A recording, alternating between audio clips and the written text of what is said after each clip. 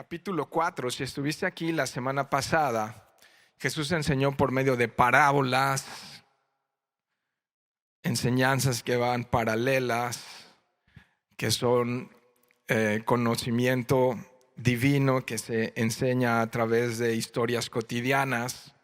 Y estuvo enseñando a sus discípulos de cómo funcionaba su reino. Entonces, ¿cuál es el tema? Su reino.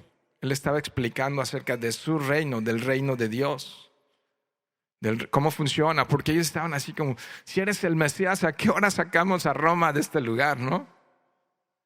Pero Jesús tiene que explicarles cómo y en qué etapa y cómo estaba funcionando su reino. Y entonces comenzamos capítulo 4 viendo la parábola del sembrador y la explicación de la parábola del sembrador. Y básicamente lo que les estaba diciendo es que muchos escuchan la palabra de Dios, pero pocos la creen. Radical diferencia, ¿no? Muchos escuchan la palabra de Dios, pero no todos la reciben. Además, ahí continúo explicando que si la palabra de Dios no ha alumbrado nuestras vidas, entonces difícilmente vamos a poder alumbrar a los que nos rodean. Primero, la palabra de Dios tiene que haber alumbrado nuestros corazones para que nosotros podamos alumbrar. Y si es que ha alumbrado la palabra de Dios tu vida, entonces no la puedes ocultar. No es una luz que se pueda esconder. La luz es para alumbrar, ¿no? Entonces no se puede tapar, no se puede esconder la luz de Jesús en nuestros corazones. Además, les dijo por medio de parábolas, hoy vamos a recordar las últimas dos y seguir hacia la última enseñanza de este capítulo. Les dijo por medio de palabras que su reino, está explicando cosas acerca de su reino, les está revelando verdades de su reino. Les dijo que su reino crecería. Básicamente que el cristianismo se esparciría, que produciría mucho fruto y que sería fruto que maduraría, pero también les dijo que Él vendría por ese fruto, que llegaría el tiempo de meter la hoz y levantar la cosecha, que llegaría el tiempo de que ese reino, cuando crezca y dé mucho fruto, sería levantada la cosecha y sería llevada, ¿no? Entonces vamos al verso 26, vamos a ver un poco esto, el crecimiento de la semilla. Decía además, así es el reino de Dios. ¿Te fijas cuál es el tema? Como cuando un hombre echa semilla en la tierra y duerme y se levanta de noche y de día, y la semilla brota y crece sin que él sepa cómo. Ni idea, ¿no? Porque de suyo lleva fruto la tierra, primero hierba, luego espiga, después grano lleno en la espiga, y cuando el fruto está maduro, enseguida, ¿qué pasa? Se mete la hoz porque la siega ha llegado, ¿no? Entonces, hablando del sembrado, el sembrado es Dios, pero también Dios usa a personas para sembrar su palabra. El tema es que la palabra es sembrada, ya vimos la parábola anterior, e inclusive podemos cuidar la viña, podemos tener cuidado de la viña del Señor, pero el crecimiento lo da Dios. Y no lo podemos explicar, es cosa de Dios. Nosotros hacemos lo posible, pero Dios lo imposible. Nuestra chamba, nuestra responsabilidad es sembrar, ¿no? Y a lo mejor estás orando por algún pariente, a lo mejor estás orando por alguna persona que amas. Tu trabajo es sembrar y confiar que la salvación es de Él. No nos pertenece la salvación le pertenece a Él. Él es quien salva, ¿no? Y entonces estar confiados en esto. La palabra de Dios tiene este poder sobrenatural, ese poder misterioso para transformar vidas. Y algunos de los que están aquí sentados, así como, comenzando por mí, ¿cómo era mi vida sin Cristo? Y su luz alumbró el corazón y lo transformó todo. Y muchos de ustedes saben de lo que estoy hablando, ¿no? Y saben el poder transformador que tiene. Y dices, es inexplicable cómo Dios pudo hacer algo con él o con ella. No puedo comprender cómo su vida pasó de las tinieblas a la luz, cómo sus palabras fueron transformadas, cómo sus pensamientos fueron lavados, cómo su vida cambió cuando llegó Cristo a su vida. Dice Pablo, yo planté, Apolos regó, pero el crecimiento lo ha dado Dios.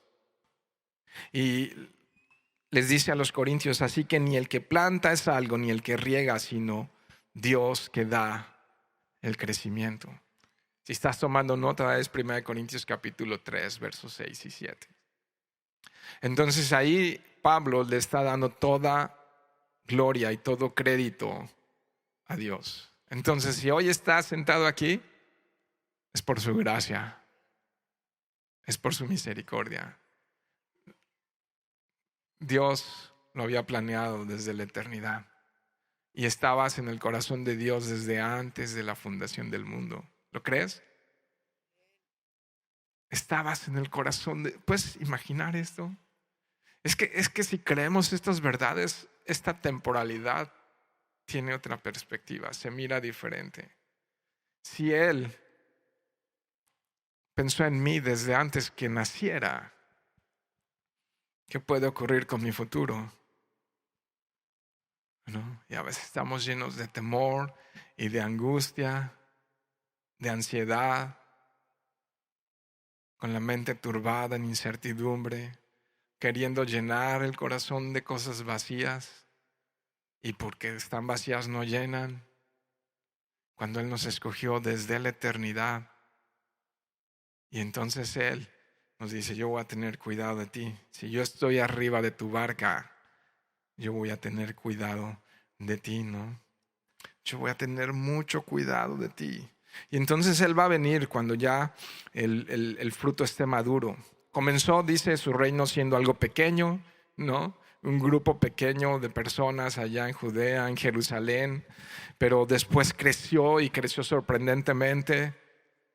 Y el evangelio ha llenado la tierra, literal.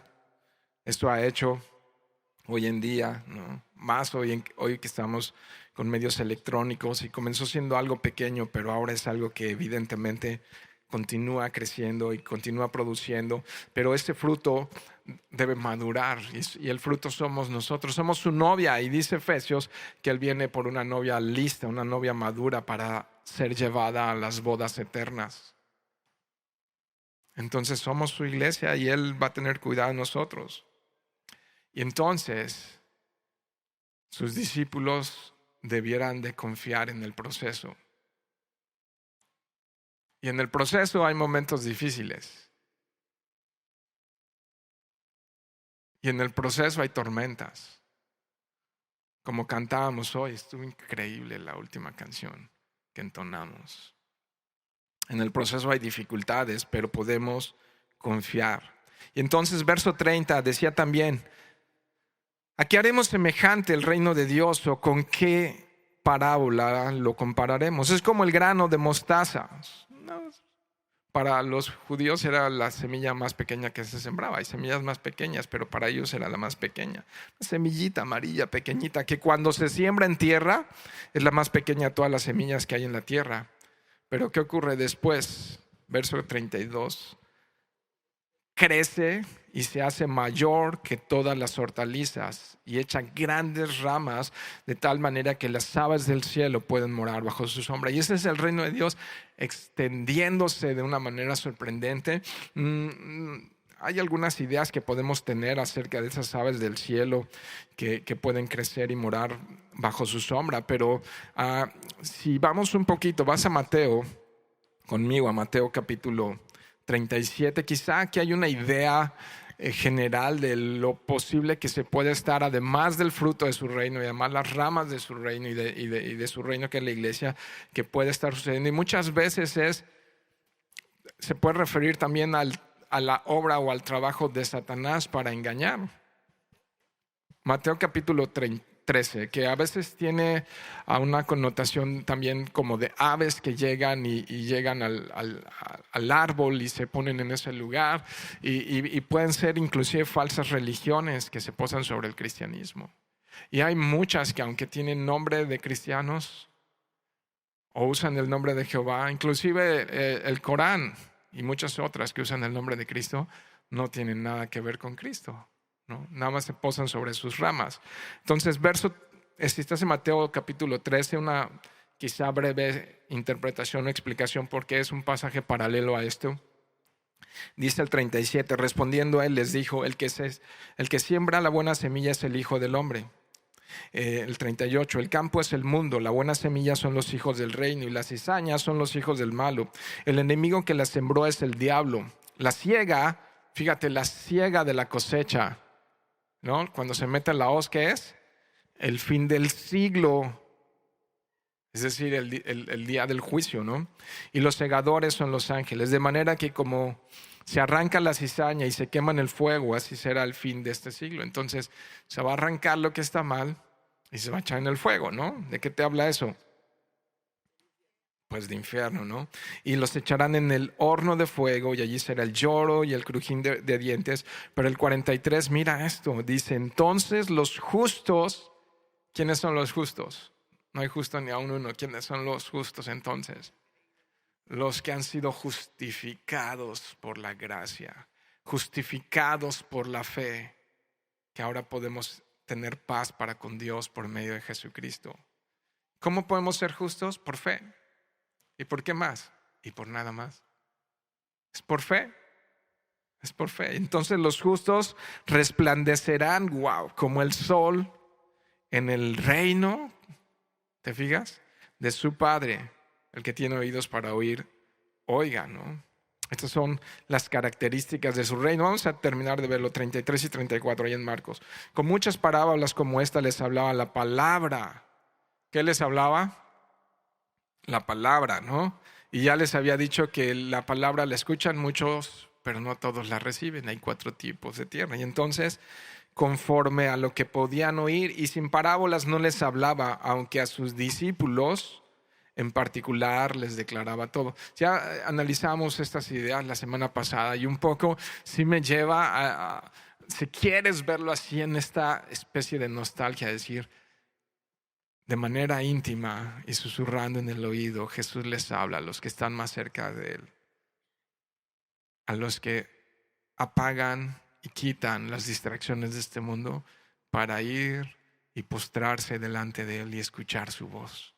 En medio de este mundo llenos de ruido, llenos de información, llenos de contaminación, no vamos a oír su voz susurrar y transformar nuestro corazón si no estamos dispuestos a, como sus discípulos, a dejar para estar en Él. Si no estamos siendo expuestos a su palabra, difícilmente vamos a poder ver una vida transformada. El recurso divino para transformar nuestros corazones es su palabra. Y su palabra nos es revelada por medio de su Santo Espíritu. Alumbra los ojos de nuestro entendimiento y transforma el corazón y cambia las circunstancias y cambia todo cuando estamos siendo, o sea, cada situación. ¿Cuáles son tus situaciones? Tus temores, tus dudas, tus pensamientos, tus sueños, tus anhelos, tus frustraciones, tus alegrías.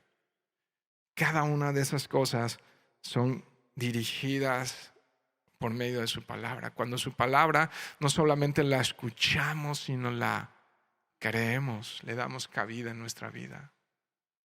Entonces empieza a brotar y a florecer y a dar fruto, ¿no? Estas son las características de su reino, pero aún no habían terminado las enseñanzas de ese mismo día. Ya estuvo la teoría, ahora venga, vamos a la práctica.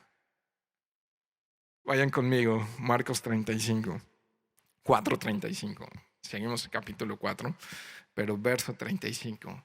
Y dice, aquel día, o sea, ya les enseñó verdades acerca de su reino, pero todavía no termina la instrucción.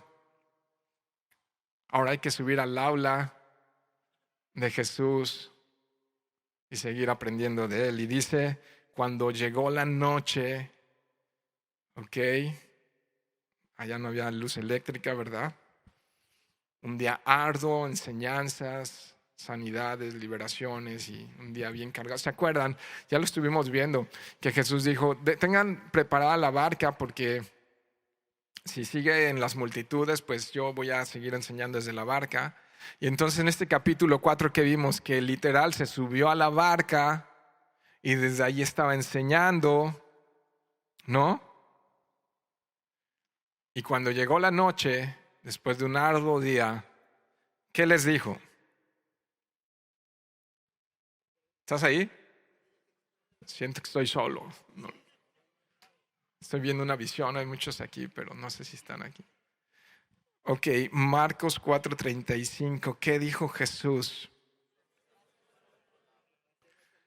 Remárcalo en tu Biblia si tienes una pluma, si no te gusta marcarla, pues no la marques, pero es bonita una Biblia marcada y envejecida y usada y las hojas rotas y que se note que, ¿no? ¿Qué dijo Jesús? ¿Te ha dicho algo así Jesús en tu vida? ¿No? Hace 8 años nos dijo, pasemos al otro lado. ¿Ah? Bueno, hace 12 también. Y nos volvió a decir estos días, hey, regresemos al otro lado. Ya sé lo que pasa cuando cruzamos el mar de Galilea. Jesús sabía o no sabía lo que venía. O lo agarraron distraído. Ay, perdón. Pedro y todos los pescadores sabían cómo se comportaba el mar de Galilea o no. Y les dijo, pasemos al otro lado.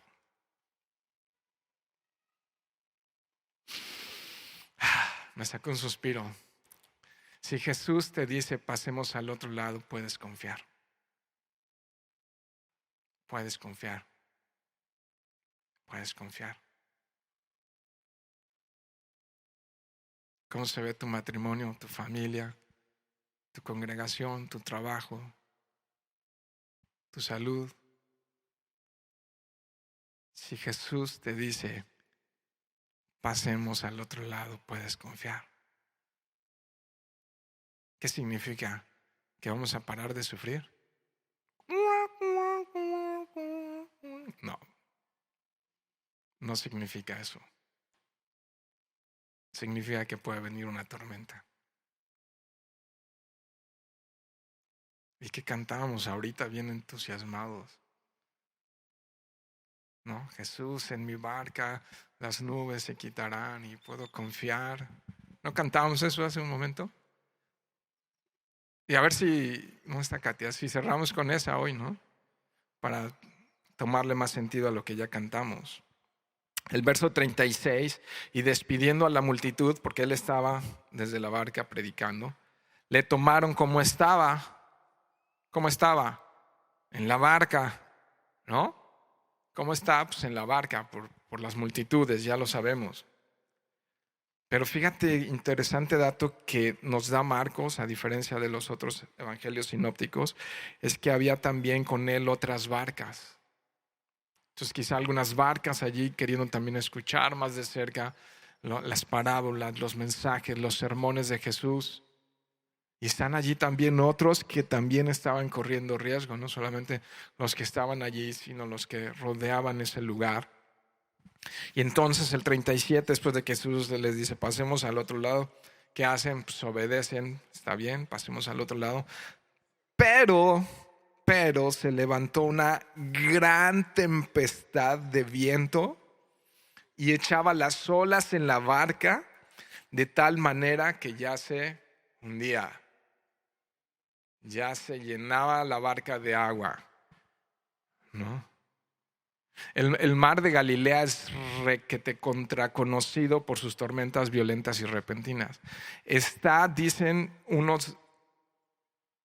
creo que 200 metros bajo el nivel del mar, y es un mar que no es mar, es un lago que se alimenta del río Jordán y que está rodeado de montañas, y cuando el viento viene a través de las montañas y no se puede sentir esa fuerza del viento, pero cruza las montañas y baja repentinamente y hace un cruce allí de humedad y de aire, repentina, puede estar el mar en quietud y repentinamente, esto es algo que cualquiera puede investigar, se levantan olas que ha causado la muerte y el hundimiento de muchas embarcaciones y lo sigue haciendo.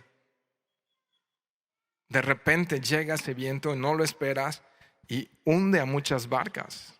Y recuérdate esto, los discípulos eran pescadores expertos. Varios de ellos conocían el mar de Galilea, lo conocían bien, estaban experimentados en cruzar ese lugar y realmente estaban asustados y temían. Se asustaron, se llenaron de temor porque había una gran tormenta. El mar de Galilea por un lado tiene unos 21 kilómetros y por el otro lado tiene unos 12 kilómetros. Y algunos que han investigado esta historia creen que el cruce que hicieron tuvo aproximadamente unos 8 kilómetros en la parte que cruzaron ese día, unos 8 kilómetros a través de esa pequeña barca. Hoy puedes ir a algunos museos ahí en Jerusalén que han rescatado, imagínate, han logrado rescatar algunas embarcaciones de la época y son pequeñas, son como del tamaño de este stage, son embarcaciones realmente pequeñas. No creas que es el Titanic, ¿no? O algo por el estilo, embarcaciones pequeñas. Y yo estaba recordando un poco que les dice Jesús, es de noche, el mar de Galilea es peligroso, y les dice, crucemos al otro lado. ¿No? ¿Y qué hicieron ellos? Obedecieron. Jonás terminó en una tormenta no deseada por desobedecer a Dios. Pero ellos terminaron en una tormenta por obedecer al Señor, ¿no? El versículo 38 me dice dónde estaba Jesús. Y él estaba en la popa durmiendo sobre un cabezal. O sea, el viento fuerte, las olas haciendo crash, ¿no? Gente corriendo y bueno, no pueden correr mucho ahí arriba de la barca, pero tratando de sacar el agua.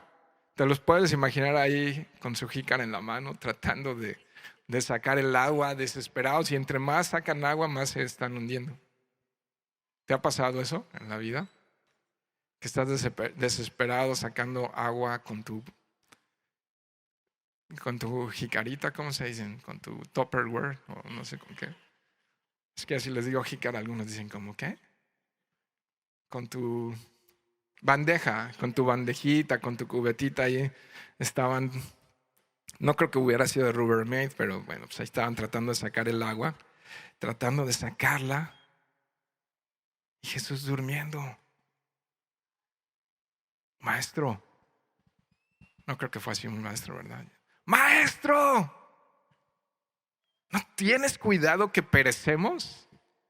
¿No? O sea, nos estamos muriendo y tú estás durmiendo. ¿Qué onda, no? O sea, con esas palabras podemos imaginar la severidad de la tormenta. O sea, estamos a punto de morir. ¿Te das cuenta lo que está pasando? Y Jesús mostrando que era realmente hombre, ¿no? Su humanidad asomándose ahí. ¿Y qué estaba haciendo él? Descansando en la barca. Estaba cansado de un gran día.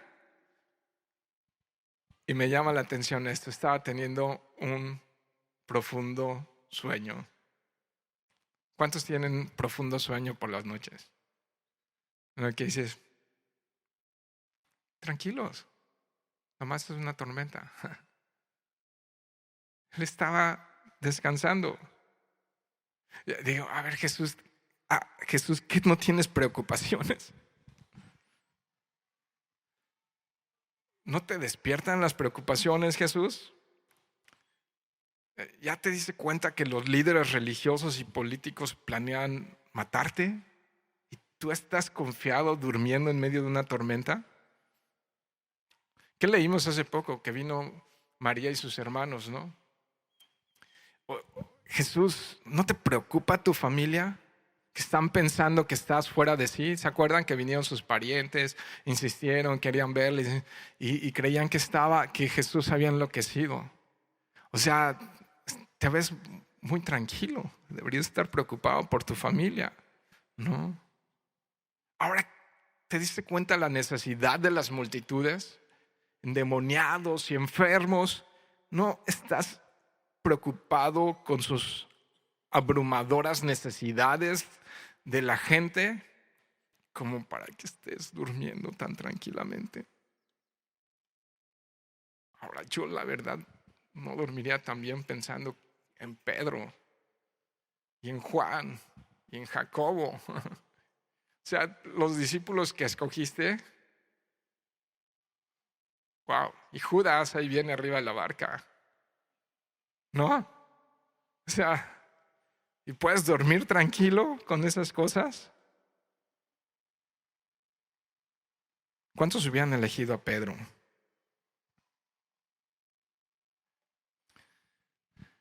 Una y otra vez nos dice la Escritura que él sabía a qué venía y sabía su destino y su sueño, su anhelo de Jesús era morir. A eso vino, a salvarnos, a sacrificarse por nosotros en la cruz. Entonces, ¿no estás preocupado por eso, Jesús? ¿No son cosas? Vas a cargar la ira, la justicia de Dios sobre tus hombros. Y cuando pienso en eso, Él tenía mucho más que yo para preocuparse, para angustiarse, para entrar en ansiedad y en temor. Pero ¿sabes algo? Jesús no estaba preocupado. Él se durmió sobre la barca y la barca se estaba meciendo fuertemente y el agua estaba entrando, ¿no? Y entonces está ahí dormido por el cansancio, pero también porque está confiado. Humanamente está cansado, pero también está confiado. Y creo esto, que se puede dormir bien cuando confías que Dios está en control de todo, no de algunas cosas.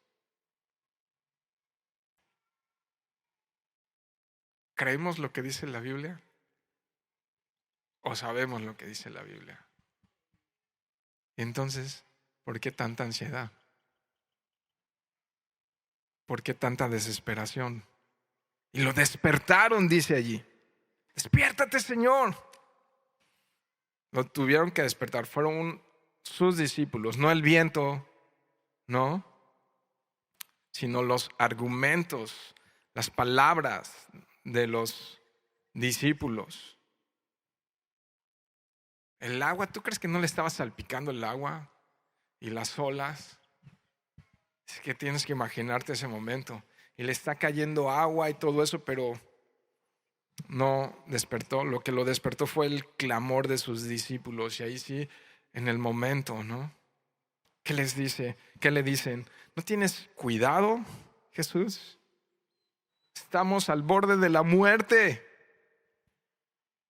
El riesgo es real. El riesgo era real, ¿no? Entonces, había suficientes razones para estar con temor. Y suena como a reclamo, como van con Jesús, ¿no? Es como si le dijeran, qué indiferente eres, Jesús.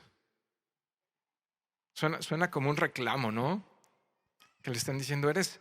Y a veces estamos así en la vida, como diciéndole, Jesús, eres indiferente a mis problemas, a mis necesidades. Son reales, pero ¿estás allí? Perecemos. Y ahí sacando el agua,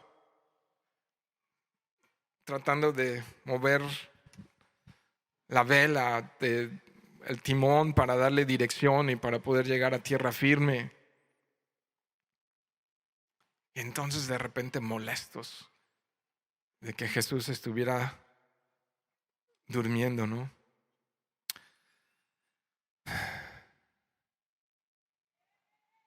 Esto se acerca mucho a nuestra vida, ¿no? Cuando estamos metidos en problemas, cuando estamos metidos en líos y llegamos al límite o al punto en el que reconocemos que no podemos salir por nosotros mismos. Pero las cosas empiezan a cambiar cuando en medio de las batallas y de las pruebas reconocemos nuestra necesidad de Él y empezamos a depender de Él. Y entonces, ¿qué pasa? Él revela su poder, Él se manifiesta de esa manera. La vida es semejante a esto que estaba ocurriendo ahí. La vida en sí, los años que tengamos sobre esta tierra, 50, 80, 30, 100, los que sean, muchas veces se parece a esa barca que va cruzando océanos y que en cualquier momento aparece el peligro. En cualquier momento, en el momento menos esperado puede aparecer el peligro, ¿no? Y entonces hoy es así la pregunta para mí, para ti. ¿Cómo respondemos cuando hay temor? ¿Cómo respondemos cuando hay duda, cuando hay dolor, cuando hay situaciones complicadas? Y yo sé que todos quisiéramos decir hoy aquí, cuando vienen los problemas siempre confiamos en Dios. Pero no siempre es así, ¿no? Muchas veces en nuestro corazón empezamos a debatir entre confiar y desconfiar. Y Señor, ¿estás allí? ¿Eres capaz de calmar esta tormenta? Y sí, sabemos que debemos confiar, pero la realidad es que muchas veces permitimos que el temor venga a nuestros corazones y que nuble nuestra vista. Pero sabes, la idea es que si la palabra de Dios ha tomado un lugar en nuestros corazones, es decir, que no solamente la oímos, sino que la creemos, la palabra de Dios pueda traernos la dirección que necesitamos, la voz de la verdad que nos puede hablar en ese momento de dificultad. ¿Te diste cuenta en esta historia que Jesús no evitó la tormenta? Les hubiera dicho, anclemos las barcas, vamos a quedarnos a dormir aquí, mañana que sea más seguro, partimos. Mañana que estemos, que las condiciones sean diferentes, partimos, pero la tormenta era necesaria. La tormenta era necesaria. Ya habían escuchado la palabra de Dios. Ya habían escuchado verdades acerca de su reino, pero ahora ¿dónde está puesta tu confianza, Pedro? Entonces vamos, crucemos al otro lado. Una y otra vez he podido comprobar que Dios es esa paz en medio de la tormenta.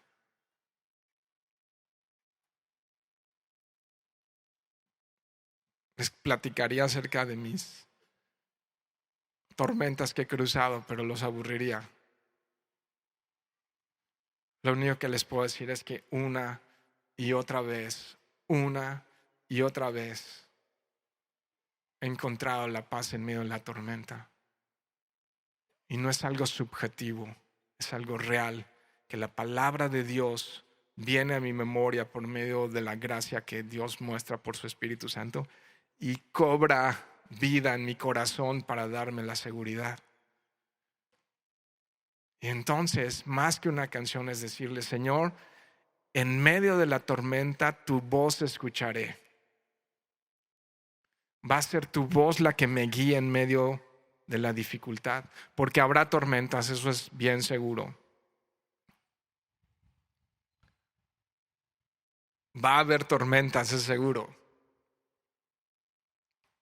Y hay algo que recordar cuando estamos en dolor. Y hay algo que recordar cuando estamos en soledad. Y hay algo que recordar cuando estamos en la oscuridad, cuando estamos en la enfermedad, cuando estamos en la necesidad. Hay algo que recordar, mis queridos hermanos. Esto es para ti que crees, y si no, confía en Él y deposita tu vida en Él, pero hay algo que recordar y decir: Señor, tú estás allí. Y le tengo que recordar a mi alma: alma mía, Jesús está aquí. Jesús está aquí. Pablo, no sabemos exactamente qué tipo de pruebas persistentes estaba teniendo.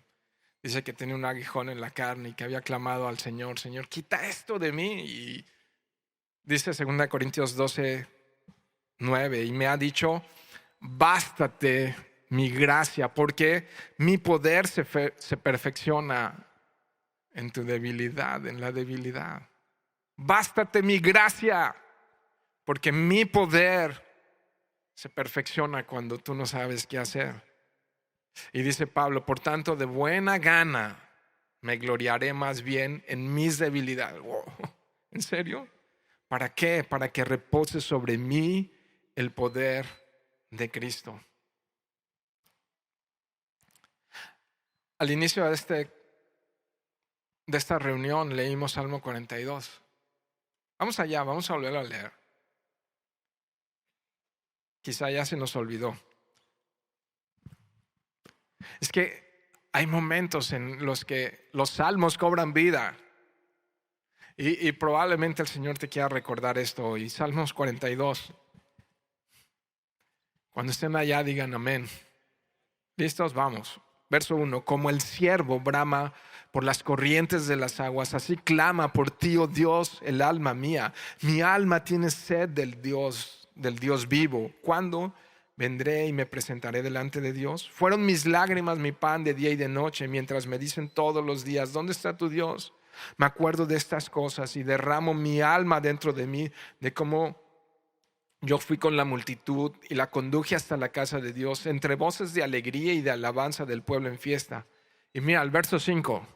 ¿Por qué te abates, oh alma mía, y te turbas dentro de mí?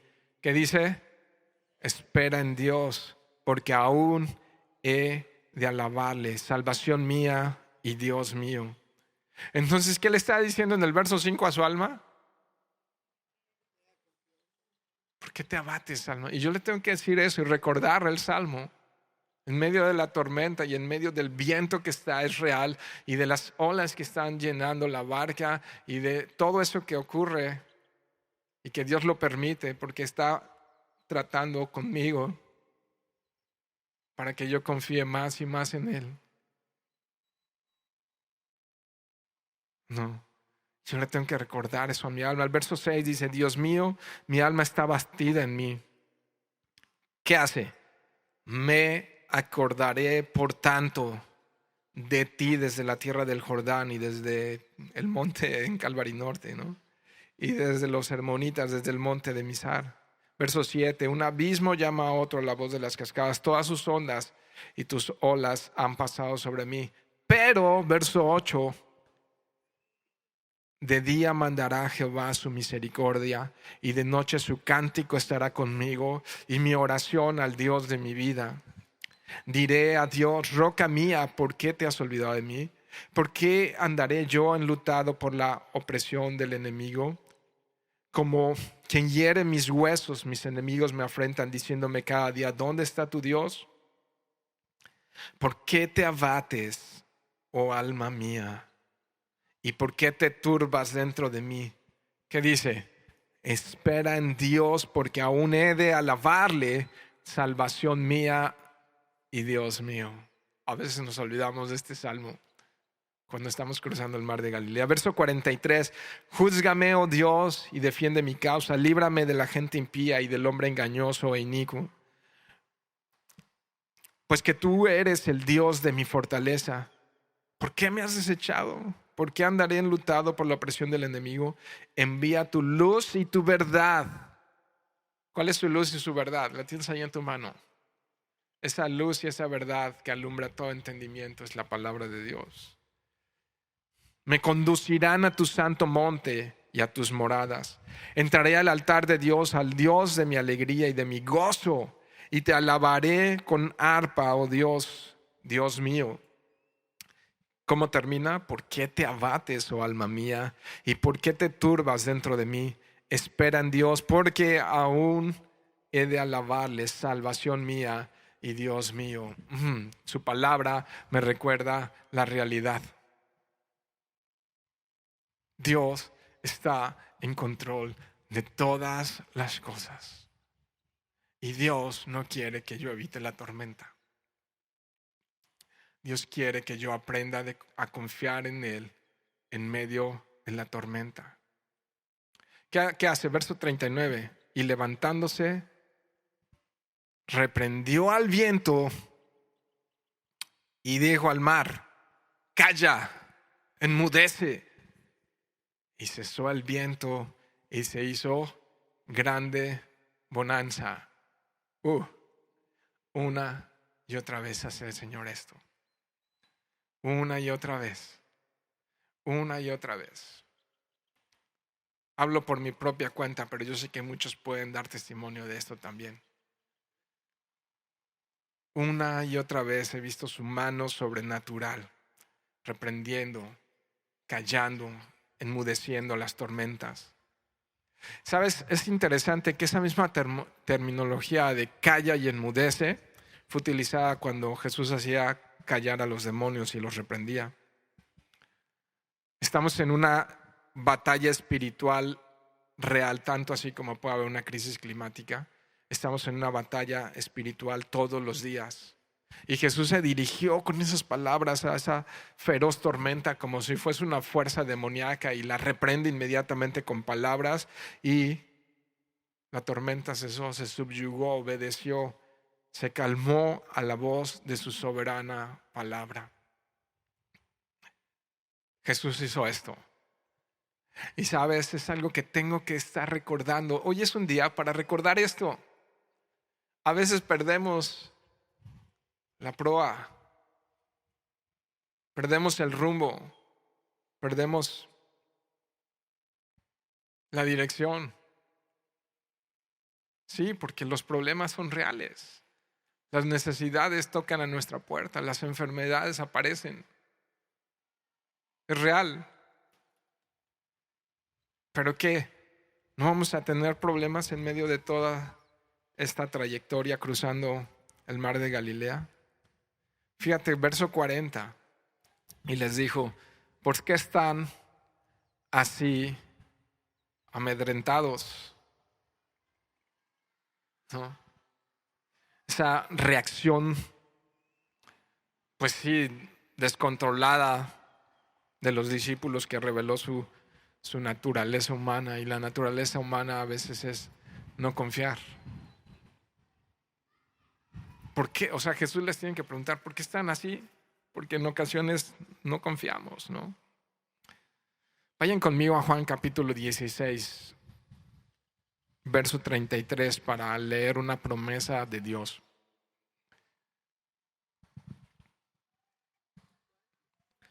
Juan 16, 33. ¿La tienen? ¿La leemos juntos? ¿Me ayudan? Dice: estas cosas os he hablado para que en mí tengan paz. En el mundo tendrán aflicción, pero confía, yo he vencido al mundo. Es una promesa. ¿Cuál? De que en el mundo vamos a tener problemas. ¿Y cuál es la instrucción? Confíen, porque la victoria está garantizada. ¿Eres hijo de Dios? La victoria está garantizada. Pero escucha esto, es importante. La victoria no está aquí, está allá. La victoria no está aquí, está allá. La corona no está aquí, está allá. El gozo perfecto, completo y eterno nunca va a estar aquí, está allá. Mientras cruzamos el mar, va a haber conflictos, va a haber necesidades, va a haber enfermedad, va a haber muerte. Pero podemos confiar. Podemos confiar, podemos confiar. Yo he vencido al mundo. Entonces Entonces Jesús les pregunta, ¿por qué están así? ¿No? En ansiedad, en temor, en angustia, en incertidumbre. ¿Por qué están así? Verso 41. Entonces cuando ven lo que ocurre, dice, entonces temieron con gran temor. O sea, ni las olas, ni el viento, ni el agua que se anegaba les produjo eso, porque tenían temor, pero ahora tienen gran temor, ¿no? Y se decían el uno al otro, ¿quién es este que aún el viento y el mar le obedecen? Wow. No sabemos cómo les fue a las otras barcas, pero es muy, muy probable que también estuvieron a salvo, ¿no? Y de repente, pues, ¿y cómo les fue a las otras barcas? No sé, pero si Jesús está en mi barca y me dice, pasa al otro lado, yo puedo confiar. Es una promesa. Pasemos al otro lado, ¿no? Eso es una promesa. No les dijo, perezcamos en el mar de Galilea. No les dijo eso. Y si Jesús dice, pasemos al otro lado, se olvidaron de eso. Se olvidaron de que Jesús les dijo, pasemos al otro lado, ¿no? Entonces temieron con gran temor. Empezaron a preguntarse, ¿quién es este? ¿Quién es este que tiene ese poder para transformar cosas que son imposibles? Y el agua está en una quietud, yo diría en una quietud milagrosa.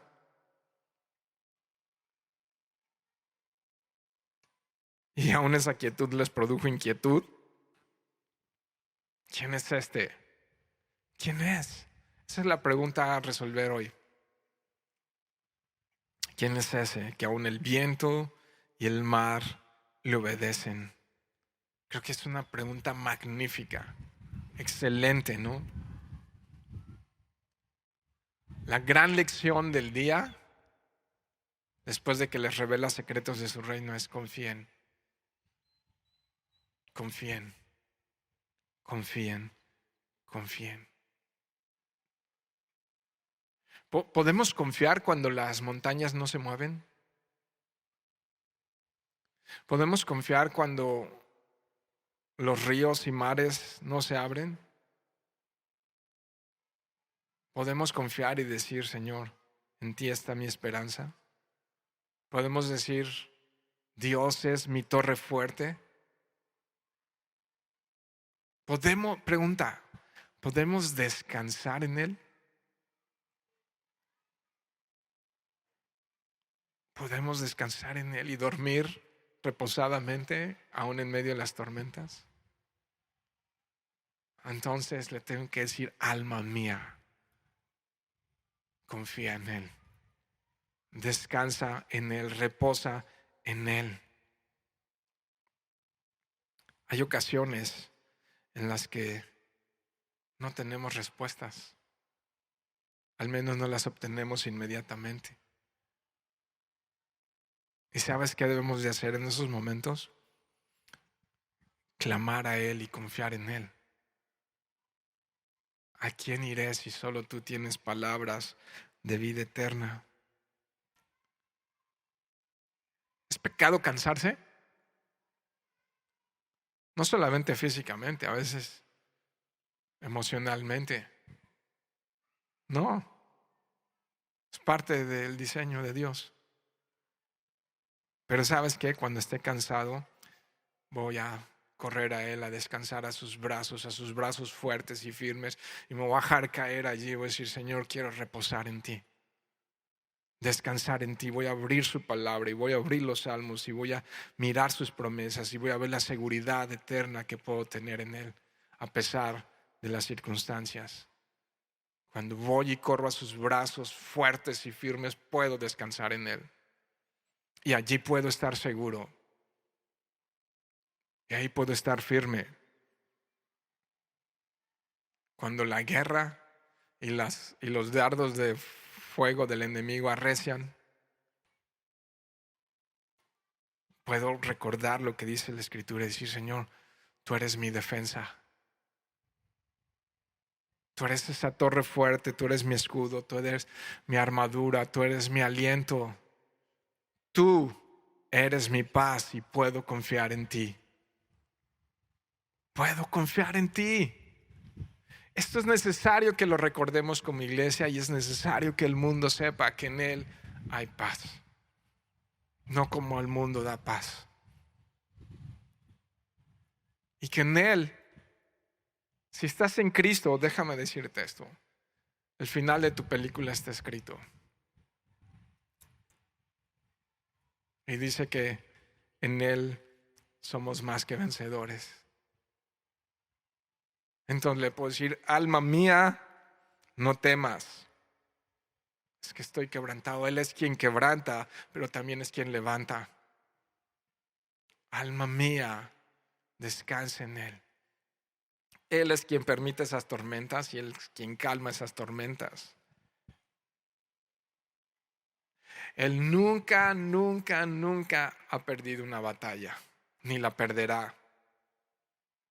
Y me dice una y otra vez: yo estaré contigo, yo te defenderé, nunca vas a pelear solo, yo iré contigo, estaré contigo, delante de ti, detrás de ti, confía en mí. Yoshimi, no hay nada, no existe nada que te pueda separar de mi amor. Por siempre te amaré, mi amor es para siempre. Mi amor no es como el de los hombres, vulnerable y frágil. Mi amor es perfecto y es eterno y nunca, nunca te dejaré de amar. ¿Puedes confiar en eso? Vamos a terminar esto, pero déjame decirte algo. Detrás de cada tormenta está Jesús. Detrás de cada tormenta, ¿no? Todo esto que leemos en esta porción de la Escritura nos muestra el cuidado permanente que Jesús tiene por los suyos. ¿Le perteneces a Cristo? ¿Le has entregado tu vida? No hay nada, ningún arma forjada,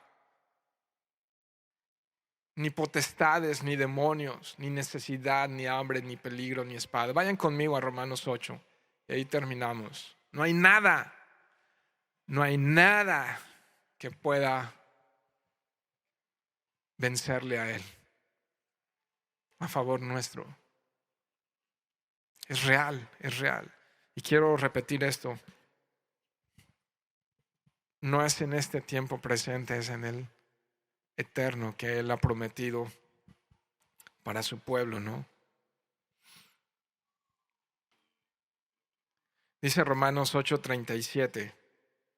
Una pequeña porción nada más voy a leer de esto porque hay mucho que recordar aquí, pero nada más en el 37 y un par de versos más. Antes, en todas estas cosas, somos más que vencedores por medio de aquel que nos amó. Tenía que recordar esto. Por lo cual, ¿qué dice Pablo, inspirado por el Espíritu Santo? Estoy seguro que ni la muerte, ni la vida, ni ángeles, ni principados, ni potestades, ni lo presente, ni lo porvenir, ni lo alto, ni lo profundo.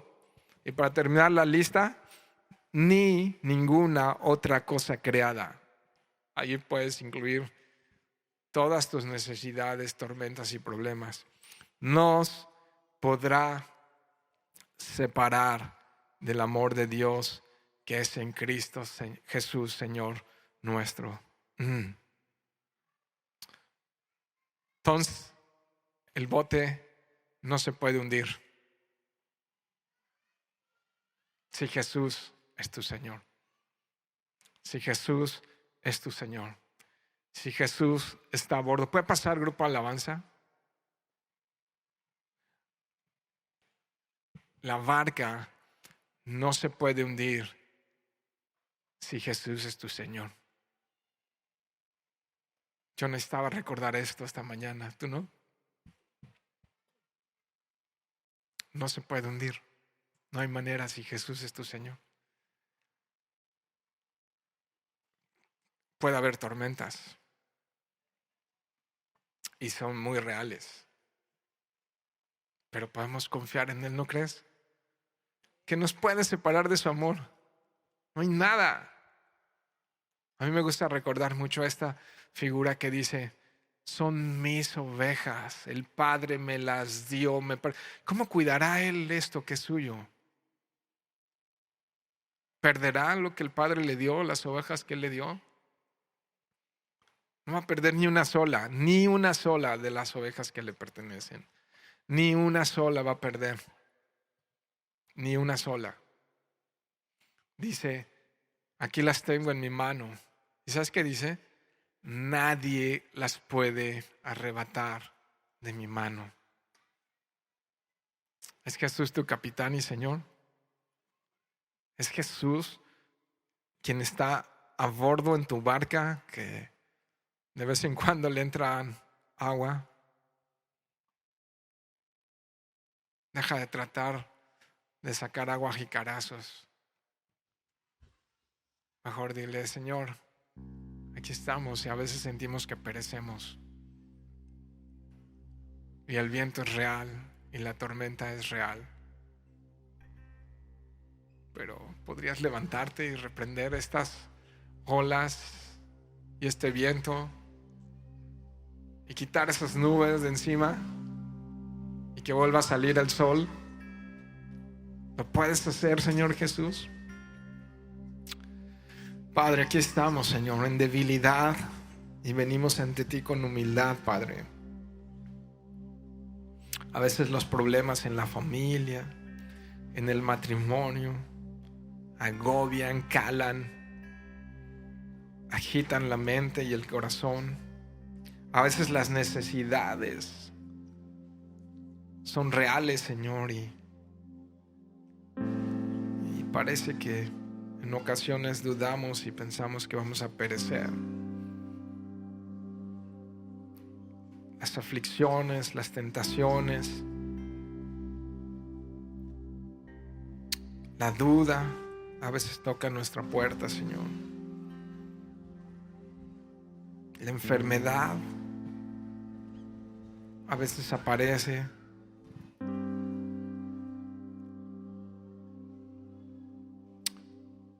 Pero tú estás sentado en tu trono, Señor, y no vas a faltar a ninguna de tus promesas, porque así eres tú. Eres fiel y eres verdadero, eres confiable,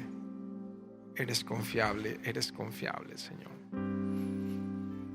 Has prometido, Señor, un lugar para nosotros. Nos has perdonado y nos has dado vida eterna, Señor. En ti confiamos, glorioso Señor. Vamos a cantar juntos.